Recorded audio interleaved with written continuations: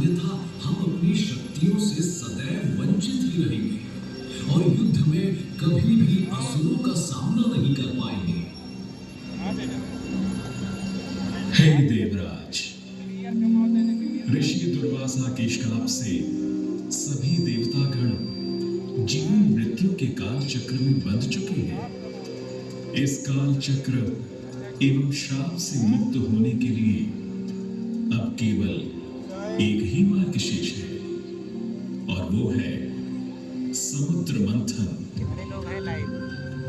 इस समुद्र मंथन से निकलने वाले रत्न ही आपके खोए हुए यश, वैभव और कीर्ति को पुनः स्थापित करेंगे। परंतु आपको इस मंथन के लिए असुरों के बल की भी आवश्यकता होगी, क्योंकि उनके बिना यह समुद्र मंथन संभव नहीं है। जैसी आपकी आज्ञा प्रभु, हम असुरों के साथ समुद्र मंथन करने के लिए तैयार हैं। देवताओं और असुरों ने एक मत होकर क्षीर सागर का मंथन करना स्वीकार किया। जहाँ मंदार पर्वत मथनी के रूप में आए तो वहीं वासुकी नाग को नेति की भूमिका मिली। भगवान विष्णु ने स्वयं कुर्म अवतार धारण कर मंदार पर्वत को उसका आधार प्रदान किया। क्षीर सागर को मथना शुरू किया गया और 14 रत्नों में सबसे पहले धनाधन विष उत्पन्न हुआ। उस विष के प्रभाव को कोई भी देवता या असुर सहन करने में समर्थ नहीं थे। इस कालकूट विष से सृष्टि का विनाश हो सकता था। इसीलिए इस आपदा से बचाने स्वयं देवों के देव महादेव प्रकट हुए और उन्होंने इस विष का पान किया। ये सब देख मां पार्वती ने विष को भगवान शिव के कंठ तक ही रोक दिया। इस कालकूट विष के प्रभाव से महादेव का कंठ नीला पड़ गया और तभी से उन्हें नीलकंठ के नाम से भी जाना जाने लगा।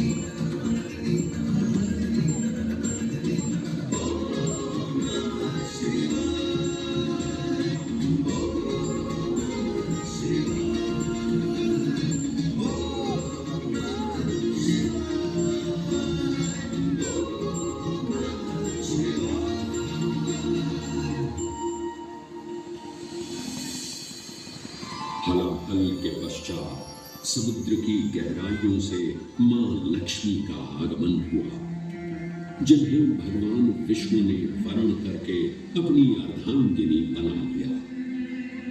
इसके पश्चात समुद्र मंथन से एक एक कर कामधेनु गाय, पारिजात वृक्ष, चंद्र, कल्प वृक्ष, अपार सुंदर अप्सराएं, गंधर्व, शंख, उच्चैष, वारुणी एवं कौस्तुभ मणि जैसे अनेक रत्न उत्पन्न हुए।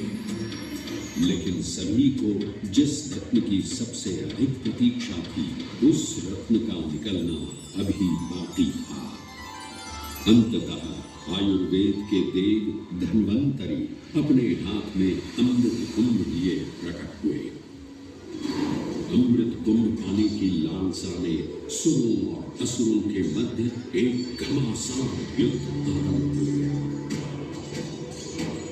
इस इसी युद्ध के दौरान स्वरभानु नाम का एक असुर अमृत कुंड को अपने अधीन कर पाताल लोक की ओर चल गया। तब अमृत कलश को वापस पाने हेतु देवतागण अपने आराध्य भगवान विष्णु का स्मरण करने लगे। तदोपरांत भगवान विष्णु एक सुंदर अप्सरा मोहिनी का रूप धारण कर पाताल लोक पहुंचे, जिसे देख सभी असुर सम्मोहित होने लगे।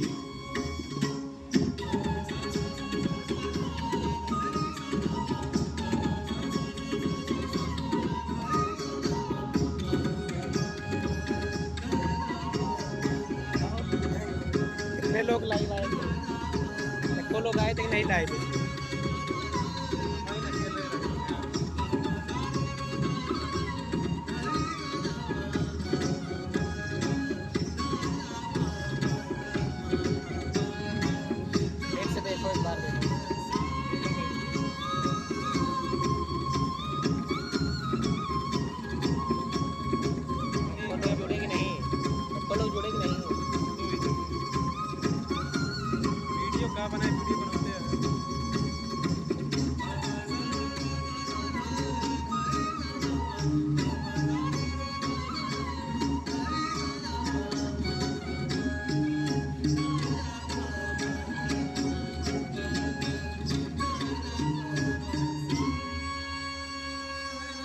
ये सुंदर अप्सरा कौन है?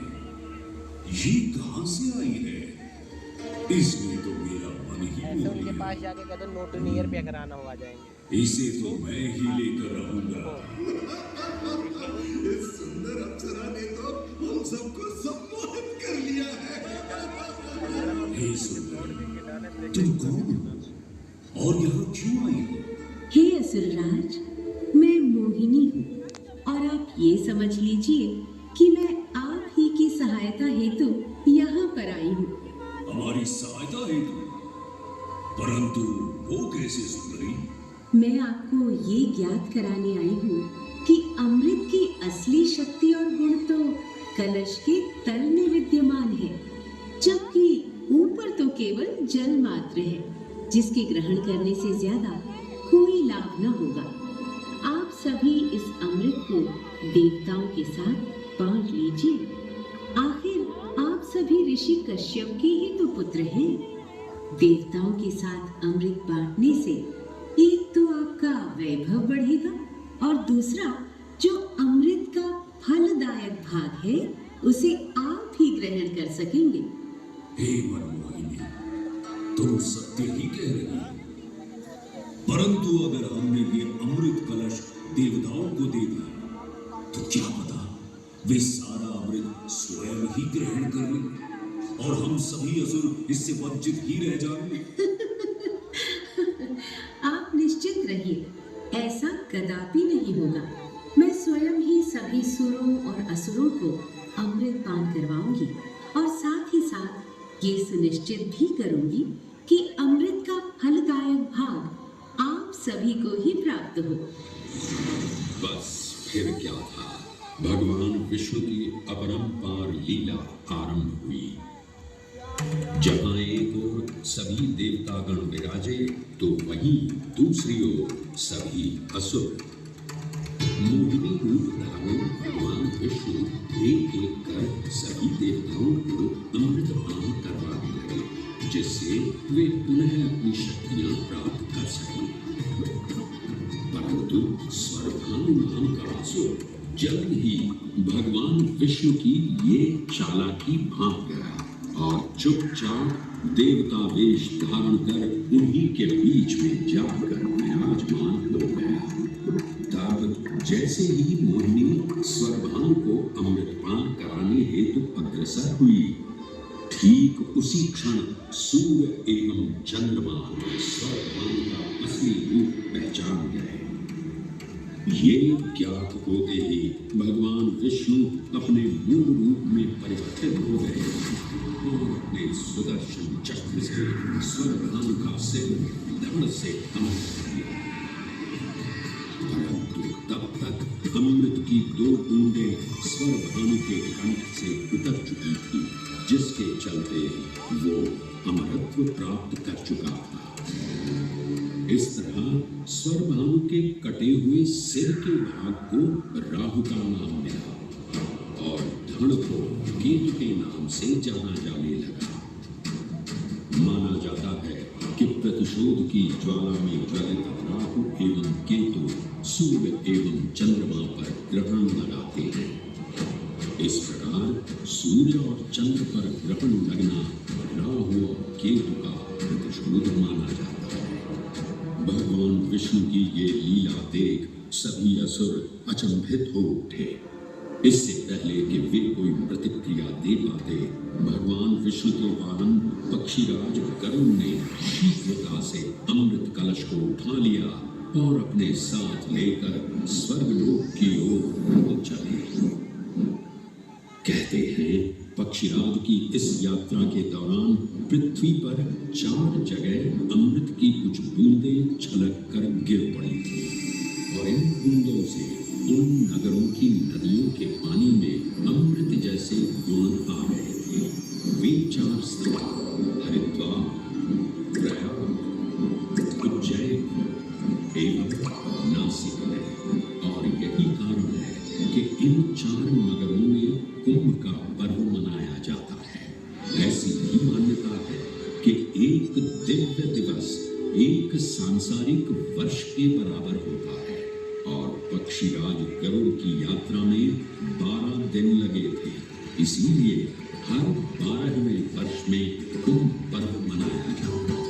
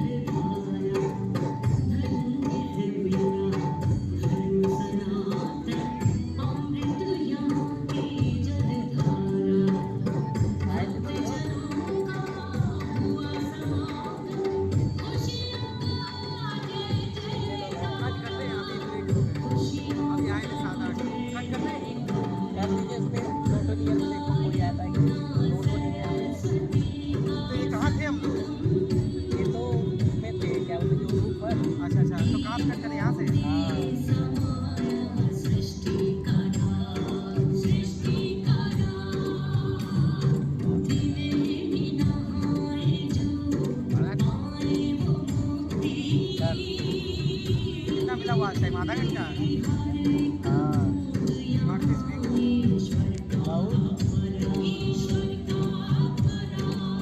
उस पे आए चैनल पे यूट्यूब पे या उस पे आना हो आ जाओ, नहीं तो खत्म हो गया कि है क्या पता नहीं।